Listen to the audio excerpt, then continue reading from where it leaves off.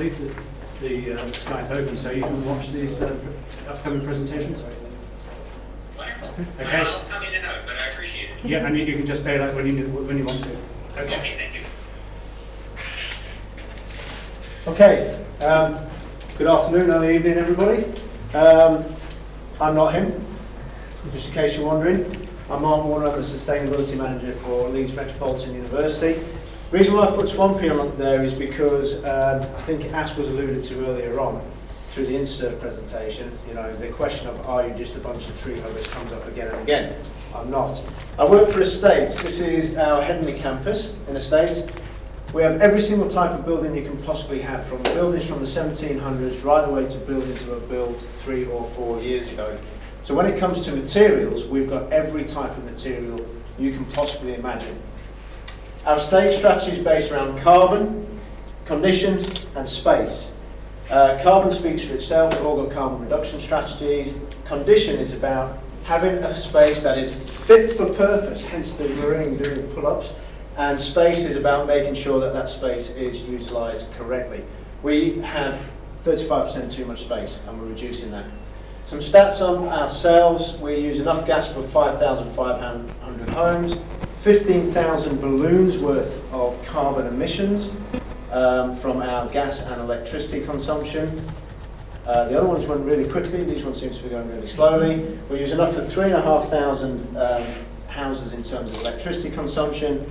We have rainwater harvesting in our latest building, the Rose Bowl, which is just behind the Civic Hall.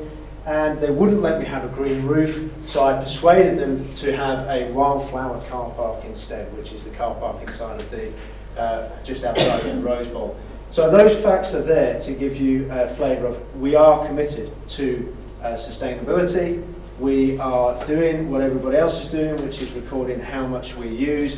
We have targets, just like everybody else. We're going to reduce our carbon emissions by 25% by 2015, but that doesn't include Scope 3 emissions. And Scope 3 emissions obviously includes the supply chain and the materials we have. Our carbon footprint in terms of the entire carbon footprint is actually 25,000 tonnes. So what are we doing to reduce it? We have passive house status for one of our halls of residences on the Headingley campus. We have BREEAM status, the whole shooting match.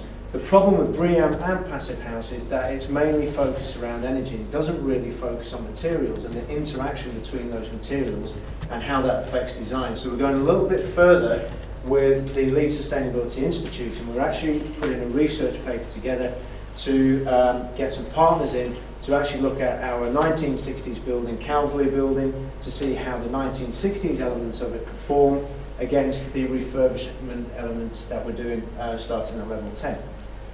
So we've got the design team involved. We're persuading them to be part of the research partners. If anyone wants to be a research partner, please speak to me later. But knowledge is a serious issue. Our design team don't know much about RAP. They don't know about recycled content.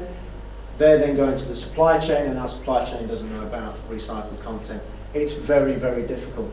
And what we're finding is that the rate of change in terms of technology, in terms of knowledge, is so fast that actually some people are struggling to keep up.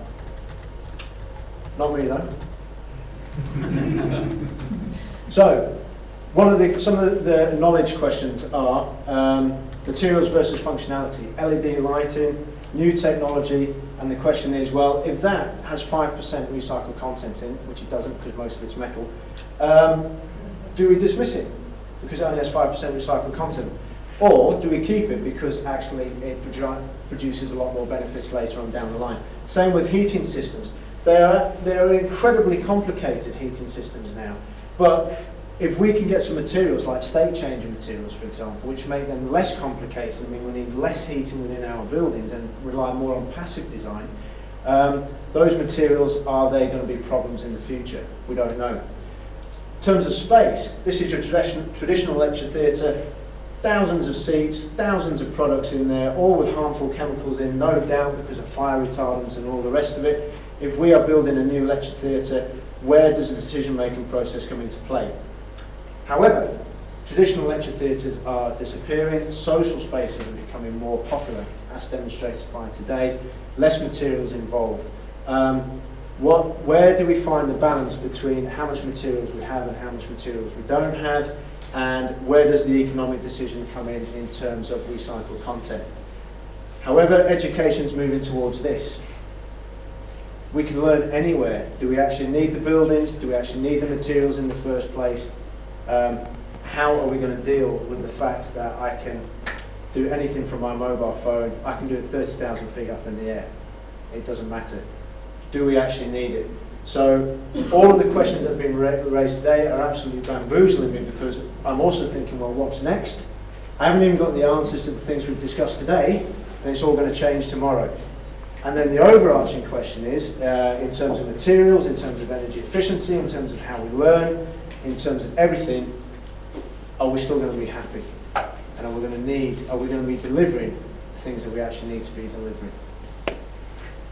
I don't know. Thank you.